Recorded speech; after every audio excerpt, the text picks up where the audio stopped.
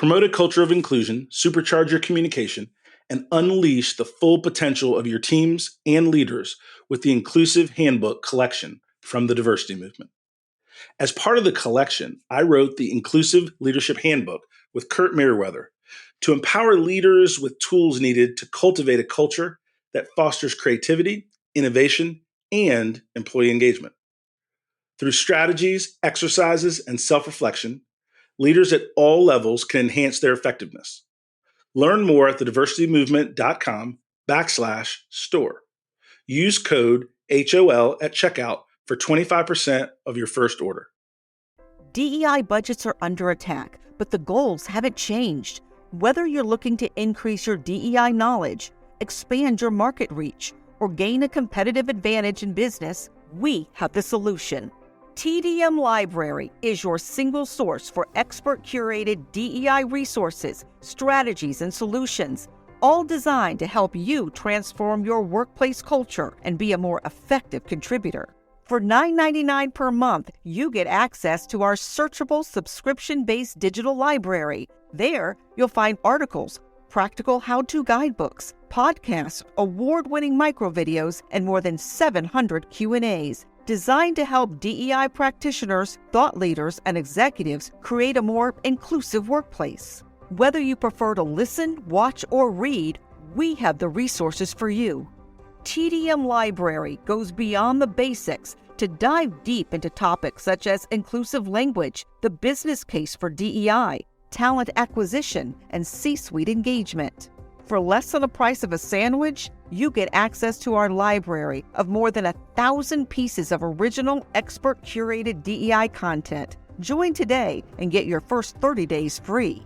Get your library card now at tdmlibrary.thediversitymovement.com.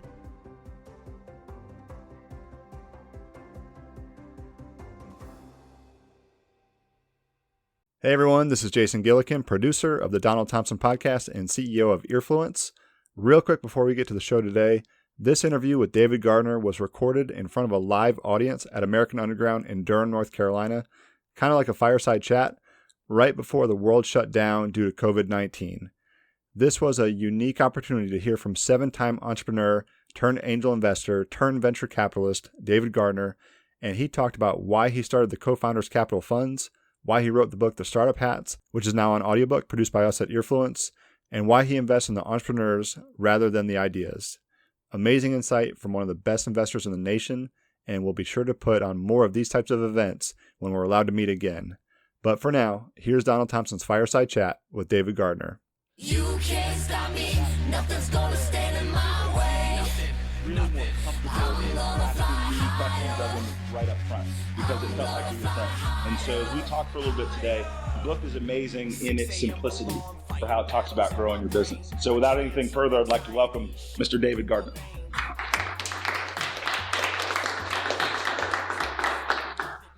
So David, to get started and for you to just kind of set the table a little bit, tell people a little bit about your background, not so much the business part, but a little bit about where you grew up, and then pivot that into how you started as an entrepreneur. Sure. Well, it's I would not recommend my particular path of staggering around, but I was the first person to go to college on either side of my family, and did not have a lot of guidance. I thought you just studied stuff that was interesting, and so I ended up with degrees in philosophy and a master's in theology and dead languages. And I often say the best thing school did for me is it left me with absolutely no marketable skills. Because if no one will hire you and you need to make money, you're an entrepreneur. I did start writing some software. I'd gotten an IBM PC, one of those big luggables with the 9-inch amber screens, which you guys don't know anything about.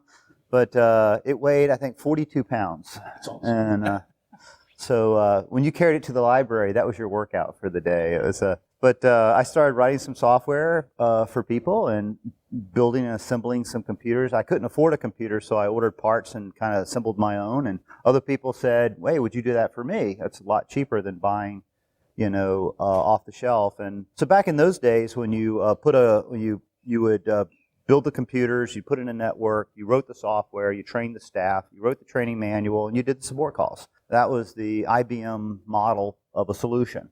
There wasn't a whole lot of off-the-shelf software to pick from that didn't run on a mainframe somewhere. So that's kind of totally by accident. I never meant to be an entrepreneur. It's just I discovered I had like $60,000 in student debt back in the 80s, which was a massive amount of money. And they actually like you to pay those back at some point. And so I was just trying to pay back student loans and make ends meet. So that's great as a backdrop. When you think about being an entrepreneur and starting down that path, what are some of those lessons learned, right? What are some of those mistakes? What are some of those things that you've reflected on over the years that you would share with our live audience here and those that are following on the web? Sure. Well, I mean, I did everything wrong initially. I guess the one thing I did right is I didn't do things wrong for long. I would try something. If it didn't work, I'd try something else. And everyone says that Darwin taught, survival of the fittest, that the most intelligent and the strongest survive. That's not the case. What he actually said is the most adaptable survive.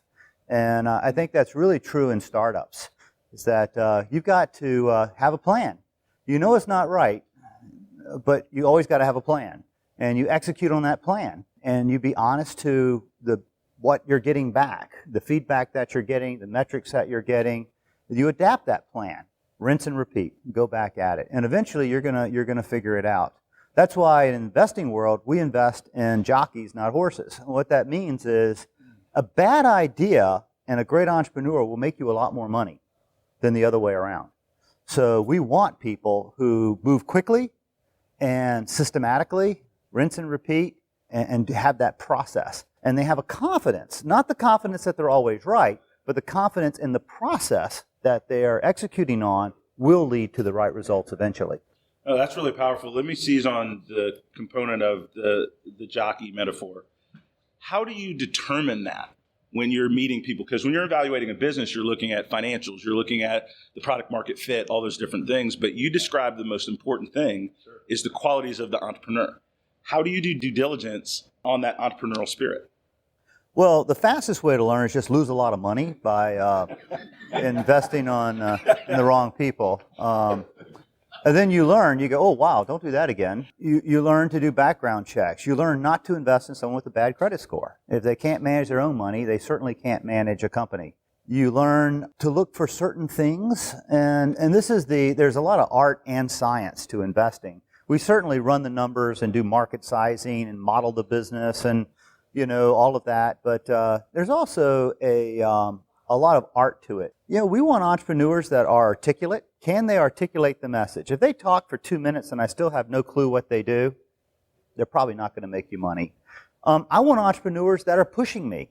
They have this sense of urgency, and they're pissing me off because they call me every other day with some update. But I like that. I'm like, this person is aggressive and is going to get stuff done. If we're calling them back, going, hey, how's the business doing? It's probably not gonna work. But there's lots of things we look for. References are massive. A lot of people talk a good game, but it's much harder to hide from your past. So we'll do 40, 50 interviews as part of our due diligence process. We want people who you've reported to, teachers, employers, people who have worked with you, people who reported to you. We're going to get a pretty comprehensive view of who you are and how you think, not only to decide whether or not to invest or not, but once we invest, we're stuck with you. So we've got to help you, and we need to understand you. Well, everyone's got strengths and weaknesses, things that are right-handed, things that are left-handed. So part of that diligence process is us understanding that entrepreneur and where they're going to need help and what kind of team we need to help surround them with to mitigate their weaknesses. That's fantastic. When you're looking at the difference between being an entrepreneur, which you've done personally, an angel investor, and now you run a fund, take us through that progression, right, in terms of why you started Co-Founders Capital. Yeah, I mean, though you think all those things are related, and in some ways they are, but wow, they're just very different. I had a huge learning curve at every one of those steps. I thought because I was a good entrepreneur, I'd be a great investor. That's a really cocky mistake that we all make. Running a company is very different from being an advisor, an investor. You're not making the calls. And the companies, I'm in 50 companies from my angel investing and my 2 funds. we don't make any decisions. The first thing I tell the CEOs is, look, I don't make management decisions. I can't hold you accountable unless you get to make all the decisions. Now, if you ask me, I may even force you to endure a sad story, how I did something similar and really messed it up one time. But ultimately, you've got to make all the decisions. So now you're leading through influence, through asking questions, through asking for the right metrics. And that's very different than being the chief executive officer, where you can just say, do this, do that, get this done, you know. And you're also, you've got to trust the people that you're hiring. I think a mistake that I made early on in angel investing is I assumed entrepreneurs would do what I would do in that situation. And that's just not the case. Another mistake I made a lot is investing in a great idea. It's really not so much about the idea. It's about the entrepreneur. I always say, you know, I made my investors money, but it wasn't always on the plan I showed them. So, you know, sometimes you've just got to, you know, shuck and jive and pivot and whatever. Those are things that you learn in angel investing. And then as you move into professional investing, again, it's a whole other thing. Being responsible, I love being an angel investor because it was my money. I didn't answer to anybody. I could do what I wanted. It didn't matter whether it was in the thesis of my fund or whether it was what I told my investors. You know, the problem with having a fund thesis is you tell your investors, I'm going to invest in X, this geography, this stage, these amounts, these technologies. If you don't do that, they tend to sue you.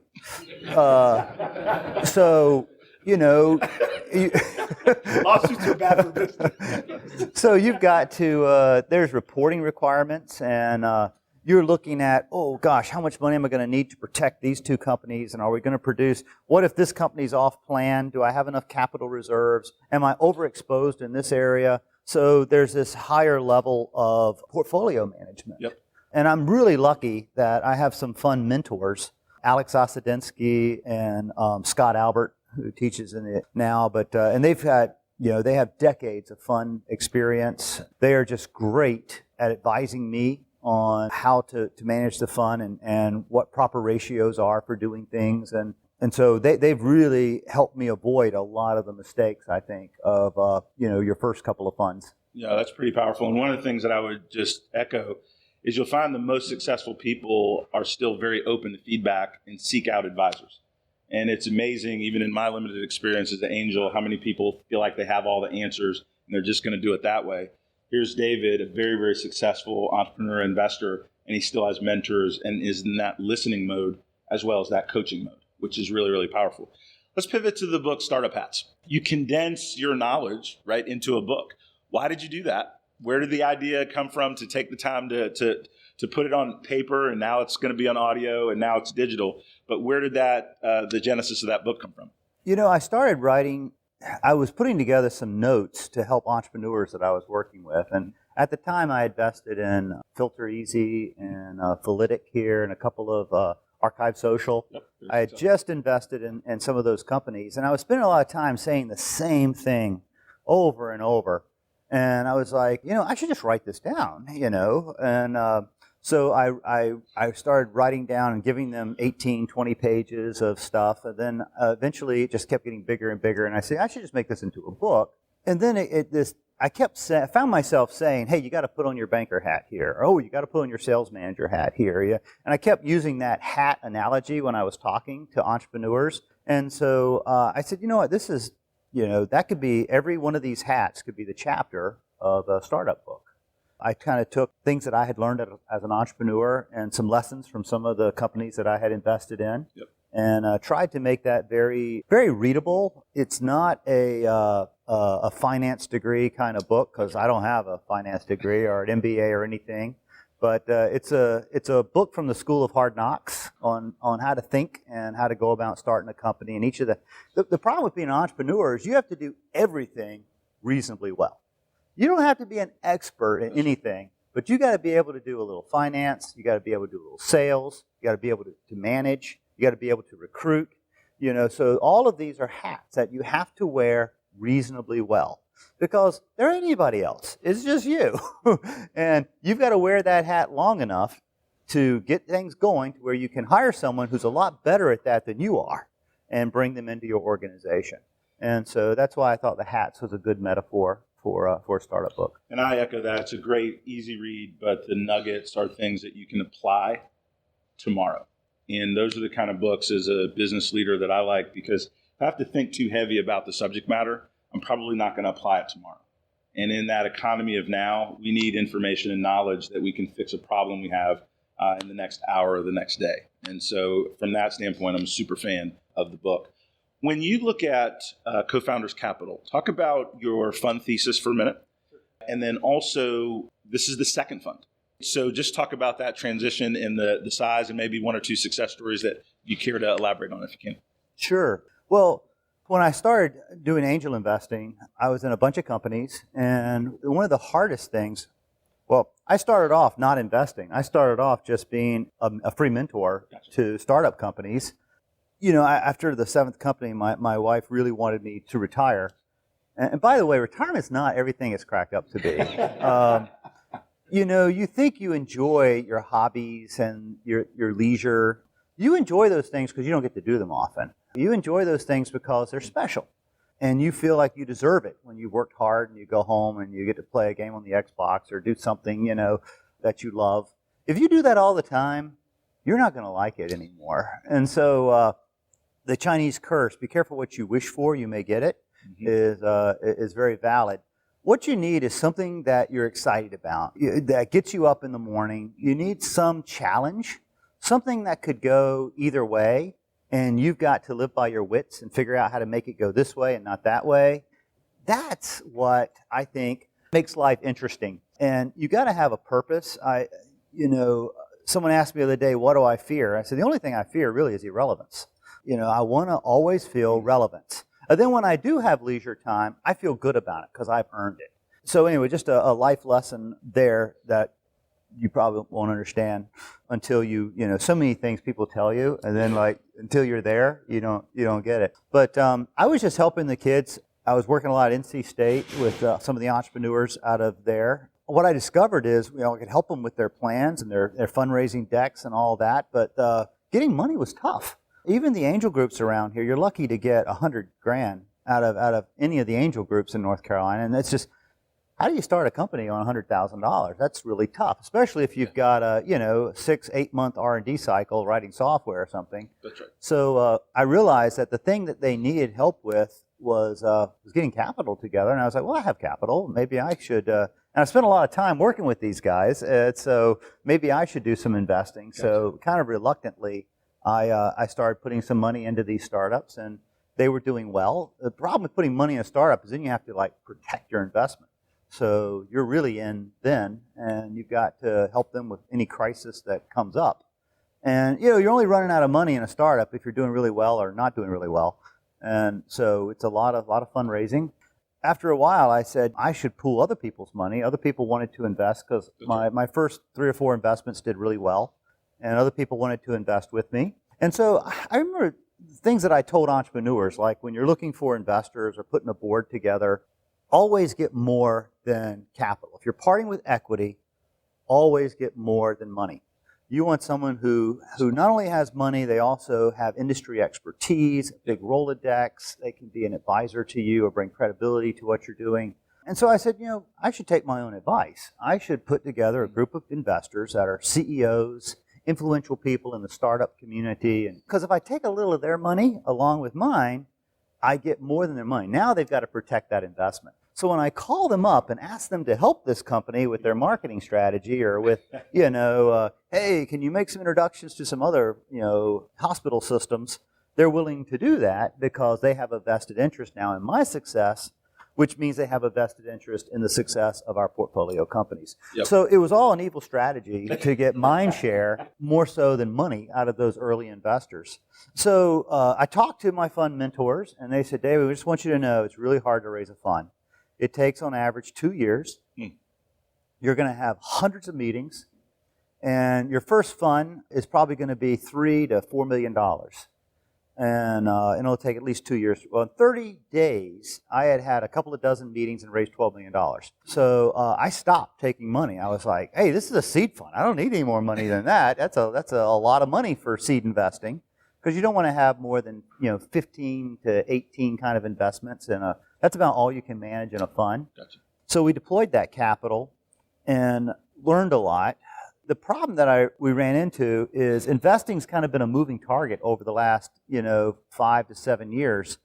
The funds have gotten so big. It's a little bit of a misnomer. You read all of this venture money is now out there. But I want you to know that money is going to later stage companies, not to startup companies. And because these funds are getting bigger and bigger, they have to write bigger and bigger checks. And I keep telling the economic development people in North Carolina this. We're not going to get a $500 million fund in California to fly here to write a $200K angel check. They're just not going to do it. They've got to write $5, $10 million checks, minimum. And so the companies have to be far enough along to take that check size. Gotcha. And as the funds get bigger and bigger, it actually gets harder and harder for startup companies to find capital because no one wants to write a check that small and do the heavy lifting of early stage investing. That is something we have to do ourselves here in North Carolina. Gotcha. And that's why our fund is focused on North Carolina. Almost all of our investments are in North Carolina. One of the things is the A round. When I was an entrepreneur, when you got to, with a SaaS-based software business, when you got to about $1 million in recurring revenue, you were clearly in A round territory. The investors would line up to write you a $3, $5 million check for your next round, and you were off. So you only had to raise enough seed capital to get your minimum viable product out the door and get to about $1 million in recurring revenue, and you were there. Today, we hear over and over again, as we syndicate, A rounds, well, we need you to be at $3, $4, $5 million in recurring revenue. We have to write a $10 million check. We can't write a $3 million check. Gotcha. And so this is a fundamental shift in early stage investing. So I realized that for my next fund, what we really needed was a large, and it sounds crazy having a $30, $40 million seed fund, but the fact is, not only is it a seed fund, now you have to protect those investments because that goalpost on the next round of funding just keeps moving out, and I honestly don't know where it's going to stop. Gotcha. So, the first rule of investing is make sure you have enough dry powder to protect those investments. And so when we invest now, we'll start off with a $500,000, $700,000 check, and we'll set aside a few $1 million for that company to make sure that we're going to be able to see them all the way through the process. So that I think that our fund, the way we position Fund 2, is right for the environment that we're in at this time. No, got it. When you look at the startup hats and yourself as an investor, where were you the strongest and where were you the weakest and needed most help and coaching and grooming? I was articulate. And that was always a big help for me because I could articulate the vision and what I wanted to do, and I could articulate the value props to customers. I could articulate why people would want to come work for my risky little startup. Yep. And the potential of doing that. And that made me good at sales, which, let me tell you got to do sales. I mean, you're in sales. I don't care if you're the CEO. That's right. When the deal's big, you're going to be in sales. That's every one of my CEOs, and that's the other thing we look for, is can they sell? Because you're constantly selling people on why they should give you money, why they should work for you, why they should buy your product, why they should not sue you. You're selling. The thing that I was not good at early on was just managing people. I really just thought if you told people what to do, they would go. And the concepts of empowering someone does not work. With giving someone a fiefdom, letting them decide the tactics, agreeing on performance metrics, and then just being there to support them, but letting them do it their way, but yet checking in. Yep. There's an art to managing people and not stifling their creativity. You don't want to make people into gophers, go for this, do that. They really got to feel that they're contributing. And so often, I would know the direction that I wanted us to go in, but I would bring a team in and just start asking questions and wait till someone in the room would light on it, and then it would be their idea. And I was like, I like Bill's idea. That's a really good idea. We need to figure out how to do that. You guys go put together a plan and come back. But figuring out how to get people to feel that they're really contributing and that they're empowered to make decisions. I was fortunate in one of my early companies, I had a partner, and he couldn't sell anything. But he was a great manager. Gotcha. And so I learned a lot about how effective he was with people and how ineffective I was. And, that's the thing about good entrepreneurs. They stop beating their head against the bricks at some point and go, there could be a better way. And so we like smart and adaptive. And so that was something that I really had to figure out. And the last few chapters of my book, people have told me are the most impactful for them. The chapter on management and the chapter on leadership. I think one of the analogies I use there is from Stephen Covey. The manager is making sure that all the woodcutters are cutting down the trees appropriately. They're meeting their quotas. The teams are showing up. Everyone's well staffed. The saws are sharp. They're following safety protocols. Yep. That's a great manager. The leader's the guy who's climbed the tallest tree and yells, "Wrong forest!" It's but that is the difference, and why I separate management from leadership in my book as two very different hats. No, that's super powerful. So, last question for me: when you look into the future for North Carolina, right? One of the things that you made a very conscious decision. The majority of your investments are here in North Carolina. What do we need to do as a state, as RTP, to continue to grow, right? We've gotten recognition. Moving to the Triangle is now more appetizing than it has ever before. But how do we keep the ball moving? What advice would you give maybe to our government? What advice would you give to entrepreneurs, business leaders to make this a thriving place for startups to be able to really nurture and grow? Yeah, I think we've actually done a really good job. I look at what was available here in the 80s when I was starting companies, in the 90s, versus today. I mean, we have co-working spaces, we have grant programs, and a lot of mentors. It's fashionable now for entrepreneurs to give back. And that's really cool. We have the entrepreneurship is the fastest growing degree at our university programs now. They have funds. I participate in a scholarship at State that lets students, after they graduate, stay on campus for 6 months to work on their business idea and actually get a stipend. So they can eat in the cafeteria, keep their dorm room, because surprisingly, as soon as they graduate, the parents wanted them to get a job and start paying back student loans. And so we figured out how to bridge that gap a little bit. So all this stuff is fantastic, and I think we do a really good job. We have a very supportive entrepreneur ecosystem here. What we don't do well is just funding. There is very little capital here in ratio, to the number of startups that we have. I mean, we're seeing 3 or 4 plans a day.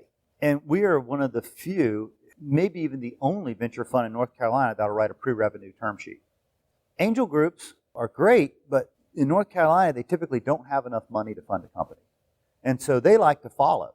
If we write a term sheet, they'll follow us. But you got to have someone who will write that pre-revenue term sheet and will put in enough money to get the company off the ground. And that's really hard. A lot of the venture funds that are in North Carolina deploy most of their money outside of North Carolina. Just because there are venture funds here doesn't mean that they're committed to putting that money in North Carolina companies. I did the co-founders capital because I saw this gap. There's a lot of investors here in North Carolina who want to deploy their investment dollars where they live. And so we gave them a vehicle to do that. No, I appreciate the time you're spending with us and the openness to share your perspective. David, thank you so much. Thank you. Spending time with him. Oh.